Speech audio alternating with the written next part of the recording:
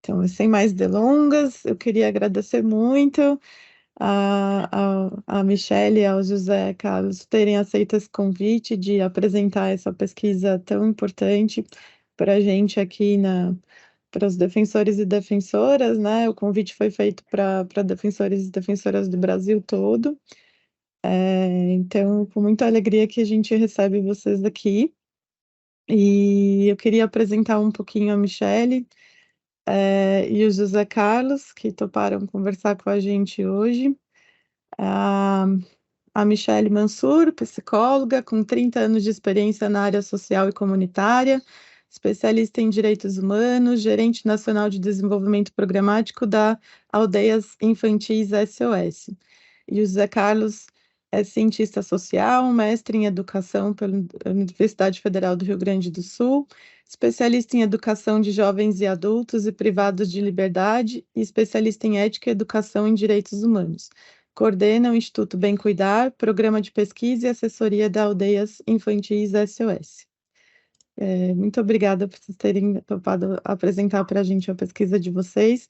E a gente tem certeza que vai ser muito importante para subsidiar o trabalho dos defensores e defensoras e também para a gente conseguir identificar os gargalos da atuação da Defensoria Pública nessa área do acolhimento institucional. Obrigada.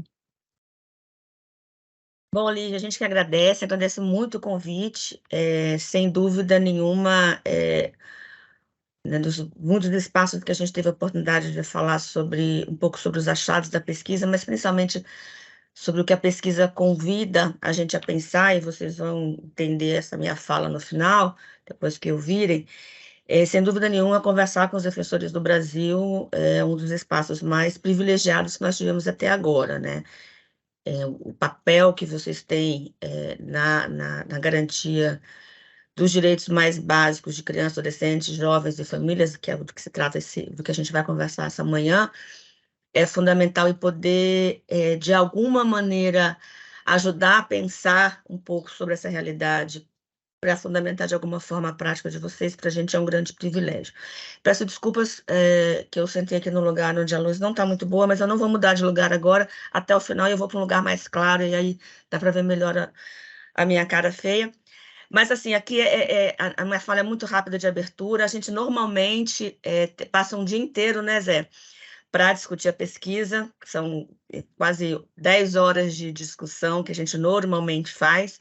A gente vai condensar isso por algumas horas, então a minha fala é a menos importante. A única coisa que eu queria fazer aqui nessa introdução é um convite mesmo à escuta, né? Essa pesquisa, ela nasce exatamente com o propósito de uma escuta. Ela surgiu durante o segundo ano da pandemia.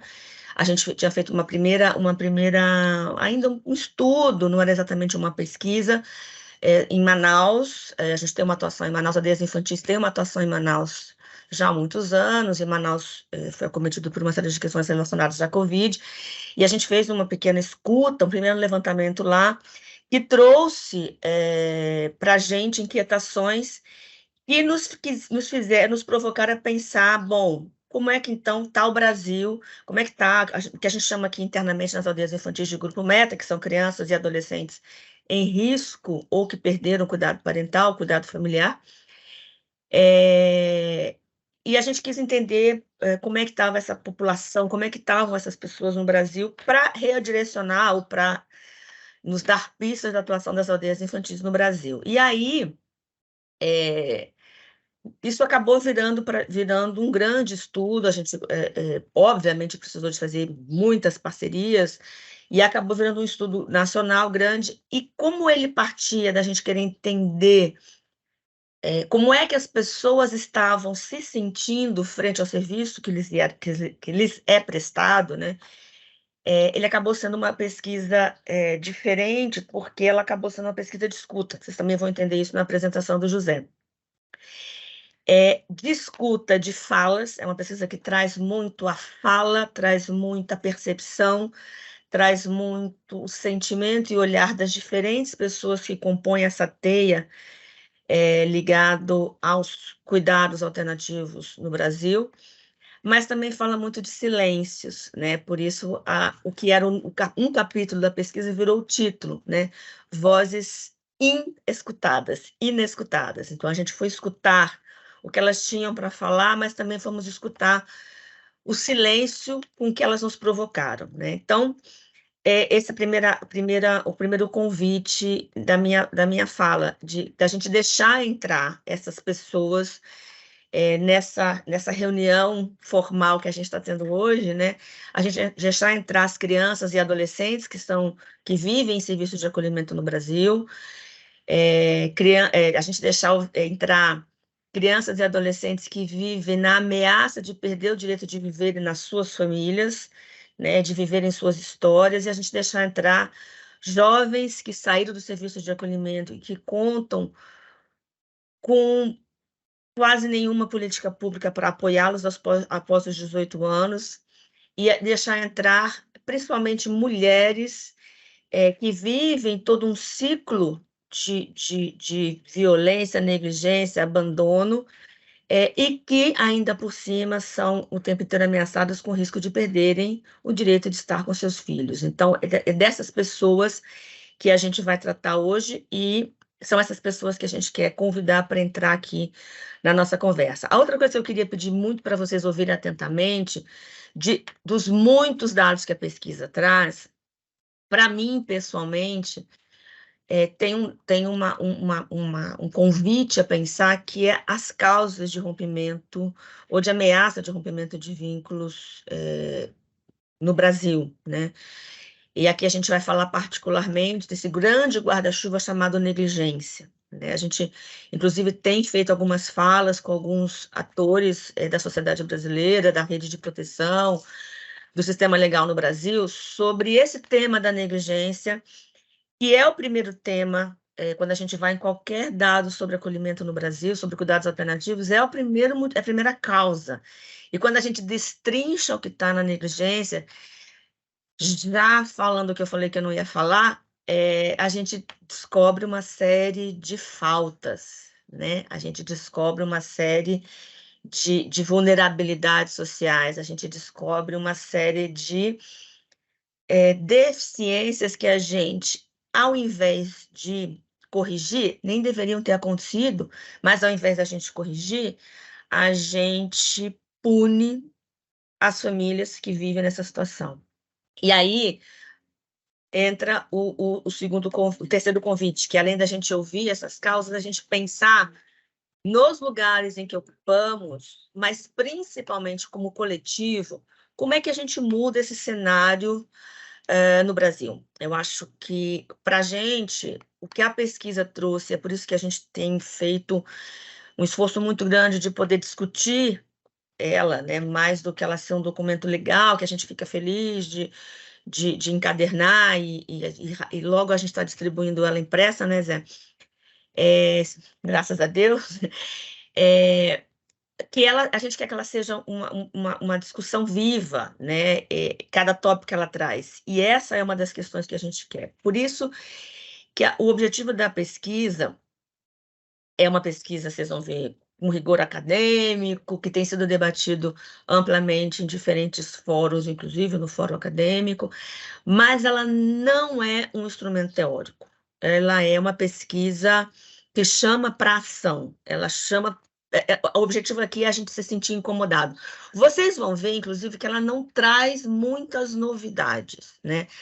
A gente teve a oportunidade, eu não sei se a Lígia estava nesse dia, de discutir um pouco, por exemplo, com o Conselho Gestor do programa do PPCAN de São Paulo, alguns temas relacionados à pesquisa. São coisas que a gente lida no dia a dia, nos diferentes espaços em que estamos, nos diferentes estados brasileiros. Mas quando a gente olha isso em forma de dado, né, numa lógica científica, e aí nós, seres da razão, né, doutores que somos nas especialidades que temos, quando a gente olha isso sem possibilidade de discutir se é verdade ou não, porque está ali o dado, né, ele bate, ele dói, né, e ele mas ele convida para transformação. O que a gente faz com isso? Como é que a gente muda isso? Como é que a gente... E eu tenho brincado muito em todas as aberturas que eu fiz até agora, como é que a gente se encontra o ano que vem, em novembro do ano que vem, em novembro de 2026, em novembro de 2030, e diz: olha, aquilo que a gente discutiu dia 9 de novembro de 23, naquele seminário virtual, mudou. Né? Como é que, porque essa mudança depende de nós, atores do grande chamado sistema de garantia de direitos, o sistema ou da rede de proteção, né? Depende da gente, depende do nosso dia a dia de trabalho, depende do nosso dia a dia de atuação, depende de como é que nós estamos levando essa discussão e depende da nossa atuação profissional no dia a dia com estas pessoas, né? Então, é isso assim, a minha abertura aqui é só no sentido de deixem entrar essas vozes, né? Deixem entrar essas pessoas para a gente poder pensar como é que a gente muda essa realidade.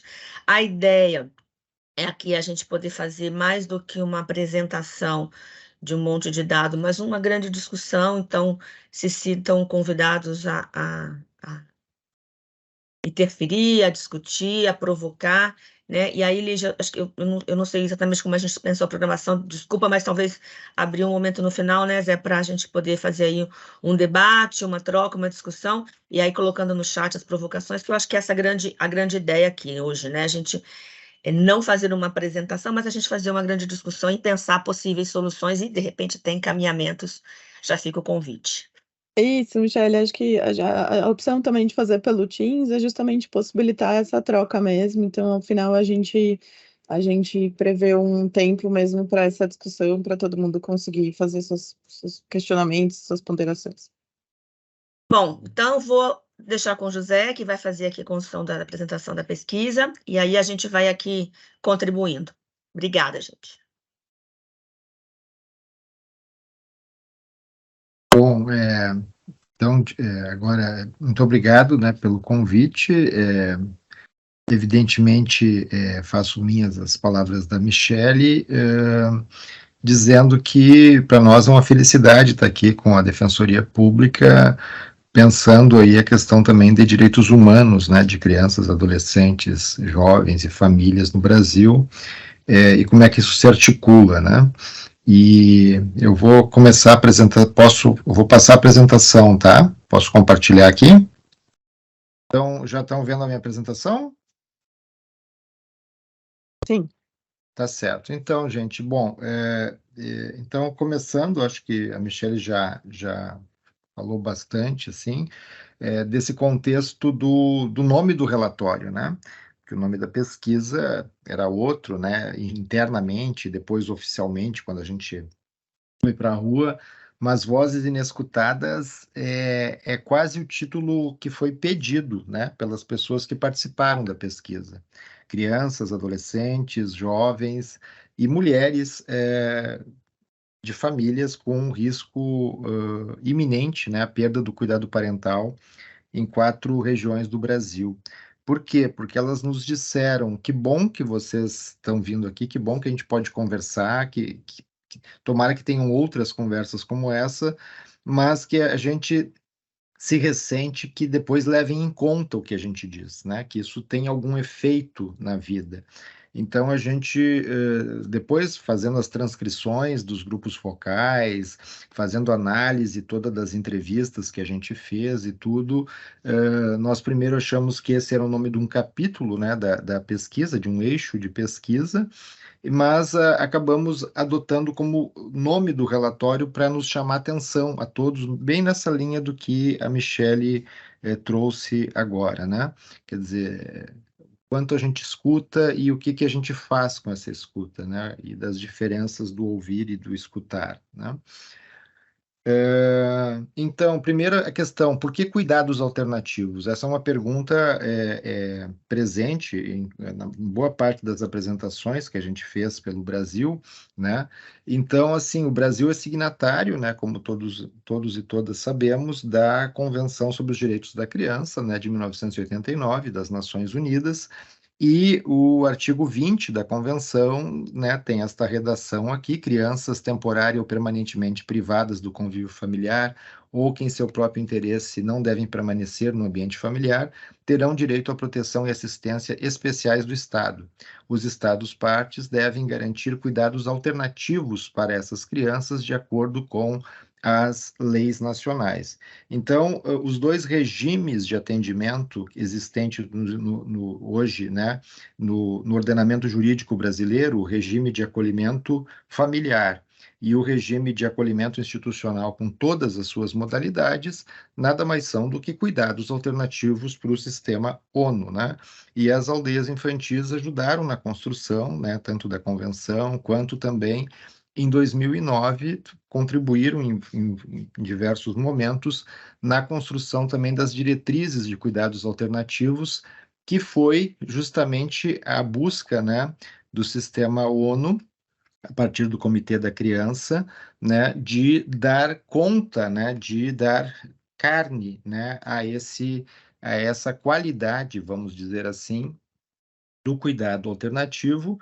E quando a gente vai ler lá as diretrizes, nós vamos ver que isso está bem indo ao encontro, né, das orientações técnicas para os serviços de acolhimento no Brasil e também de outras normativas, né? Então, as diretrizes, né, visam aprimorar a implementação da Convenção sobre os Direitos e das disposições relevantes de outros instrumentos internacionais referentes à proteção e ao bem-estar das crianças privadas de cuidados parentais ou que correm o risco de vir a se encontrar assim, né? Justamente, inclusive, porque essas diretrizes vão dizer da necessidade da gente buscar evitar isso, né, e não naturalizar essa saída da família. Então, a nossa pesquisa, ela vai, né, vamos dizer assim, ela tem os desafios que tiveram outras pesquisas e levantamentos anteriores. Aqui a gente cita alguns, inclusive que têm sido citados, né, em alguns lançamentos que a gente faz, né, professores e professoras universitárias, grupos de pesquisa, ativistas, né, do campo dos direitos da criança e do adolescente fazem referência, né, de que a pesquisa e ela tem uma importância, vamos dizer, talvez histórica, do mesmo jeito que teve a do IPEA, né, de 2004, a do Conselho Nacional do Ministério Público em 2013, o do NECA em 2020, né? Então a gente tem, até por essa responsabilidade, a gente fica muito feliz e para nós, nós é que agradecemos, né, como já disse a Michelle, a possibilidade de estar em fóruns como esse e poder devolver para a sociedade o que a gente conseguiu escutar nessa pesquisa, né? Aqui, como já disse a Michelle, a gente teve outras ações de pesquisa no Brasil, no site do Instituto Bem Cuidar, que é um programa, né, das aldeias infantis SOS, que cuida de várias ações, entre elas a produção de pesquisas e diagnósticos. Vocês podem achar, então, essa pesquisa de Manaus, que nos serviu como referência, e uma outra que aconteceu no mesmo período que a gente fez a pesquisa nacional, o diagnóstico de uma cidade aqui do Rio Grande do Sul, Capão da Canoa, né? Ambos a gente vai ter essa temática do direito à convivência familiar e comunitária como tônica e com desafios similares e com algumas diferenças. A gente recomenda a leitura. Vocês podem achar, quem quiser, tá? Esse QR Code que eu estou apresentando aqui, se quiserem, podem escanear agora, enfim, aí com os celulares, com os equipamentos de cada uma. Vocês acessam, então, o relatório da pesquisa nacional, o resumo desse relatório e também essas outras pesquisas, né? Vocês vão diretamente lá para o site do Instituto Bem Cuidar. E ali o IBC tem uma série de ações e atividades que eu não vou ler aqui, depois eu vou passar para vocês essa apresentação, além de ficar gravada, eu vou passar, então vocês podem ler melhor ali, enfim, quais são as nossas iniciativas, né, para a gente poder ocupar mais tempo apresentando propriamente a pesquisa.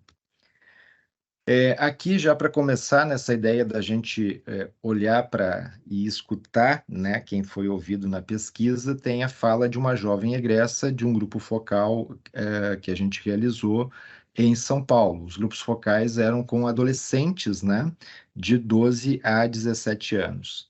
As pessoas têm que entender que, da mesma maneira que escutam os adultos que trabalham com as crianças também têm voz ativa e precisam ser escutadas. E não só escutadas, tem que ter um efeito sobre aquilo que ela falou. Jovem Egressa, Grupo Focal, né, de São Paulo, região Sudeste. Enfim, os objetivos da pesquisa, né, os objetivos que a gente organizou a pesquisa já na sua fase de execução, né? Identificar e descrever os perfis de crianças, adolescentes e jovens sobre a guarda de serviços de cuidados alternativos, comparando as regiões do país e os diferentes portes de município, pequeno, médio e grande. Identificar e descrever, de forma exploratória, possíveis fatores de risco à perda do direito à convivência familiar de crianças e adolescentes, e também, de forma exploratória, descrever e analisar as percepções de egressos com mais de 18 anos sobre a vivência em serviços de cuidados alternativos e os desafios depois de sair da guarda destes serviços, né?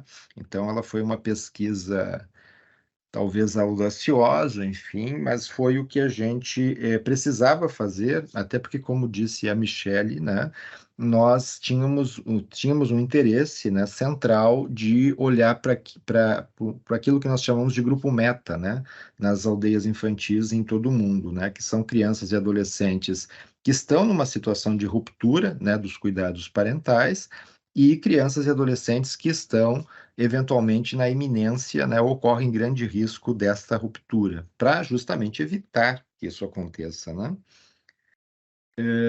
Metodologicamente, né, nós tivemos, então, a adoção de um guia metodológico internacional das aldeias, né, que realiza, né, um estudo sobre a situação dos direitos de meninos, meninas e adolescentes que perderam o cuidado familiar ou estão em risco de perdê-lo. É um documento de 2019 que é utilizado pelas aldeias em todo o mundo para fazer esse diagnóstico, esse levantamento em todo e pensar, né, a situação e, ao mesmo tempo, alternativas para melhorar envolvendo a sociedade e o Estado. Também a gente observou na execução da pesquisa a Resolução 510 do Conselho Nacional de Saúde, que diz respeito à pesquisa com seres humanos, né? E a nossa pesquisa, pelo menos na parte quantitativa, né, que tem a ver com um survey, né, um questionário virtual que nós mandamos para os serviços de cuidados alternativos, abrigos e casas-lares do país, nós temos, então, uma margem de confiança de 90% e de 10% de erro, e também quanto a aplicação também de um survey, né, junto a crianças e adolescentes de 10 a 17 anos. E esse processo aconteceu em um período bastante curto, né, e bastante complicado, né, no calendário nosso brasileiro, que foi entre novembro, dezembro de 22 e fevereiro aqui deste ano, né? Então, uma pesquisa com resultados, né, recentes aí para a gente poder pensar. Aqui eu vou apresentar agora um pouco o resumo das dimensões técnicas aplicadas e alcance da pesquisa, tá? São dois eixos que a gente dividiu, então, o relatório. Então, o primeiro eixo, cuidados alternativos e perda do cuidado parental no Brasil, perspectivas de agentes do Estado, que a gente ouviu, então, os serviços, né, de cuidados alternativos, abrigos e casas-lares. Nós, por uma questão metodológica, não conseguimos incluir o acolhimento familiar, né, a gente lamentou muito, mas, enfim, tivemos que fazer escolhas, né, na pesquisa, então fizemos essa, porque senão a gente teria que fazer todo um redesenho e provavelmente não daríamos conta, né, no tempo e no prazo da pesquisa e com os recursos que nós tínhamos. Então, esse survey dos serviços, né? Ele foi auto-preenchido pelos próprios serviços. Nós recebemos 324 respostas, das quais se selecionou 251 para a gente poder ficar dentro dos critérios que a gente estabeleceu de distribuição, né? Proveniente de 198 municípios brasileiros, de 23 estados e do Distrito Federal. Nós tivemos grupos focais com juízes e conselheiras tutelares, convidamos conselheiros também, mas só mulheres participaram, então aqui a gente registrou, né, com mais precisão, né, essa participação. Por quê? Porque são as autoridades no Brasil que, ainda pelo estatuto, né, definem, em primeira ou última instância, essa medida protetiva, né, do acolhimento, né? Então, nós tivemos 6 grupos focais, 3 com juízes e 3 com conselheiras tutelares das 5 regiões brasileiras, né? Um grupo pequeno, mas a gente conseguiu conversar e poder, enfim, ampliar um pouco o entendimento, né, desses agentes, né, públicos a respeito do tema. Entrevista semi-estruturada, nós fizemos com profissionais atuantes no Sistema de Garantia de Direitos da Criança e do Adolescente. Foram entrevistas online, conduzidas por pesquisadores, também utilizando o Teams, que nós estamos usando hoje. Foram 5 entrevistas com 6 participantes, né? 2 integrantes da ANADEP, né? Um representante do CONANDA, um do CONGEMAS, que é o Colegiado Nacional de Gestores Municipais de Assistência Social, um do CNMP e um do PPCAM nacional, né? No segundo eixo de pesquisa, que nós daí demos esse nome mesmo, Vozes Inescutadas, foi o que a gente buscou ouvir, então, as pessoas das quais a gente queria saber informações também em primeira mão, e não apenas a partir de outros, né?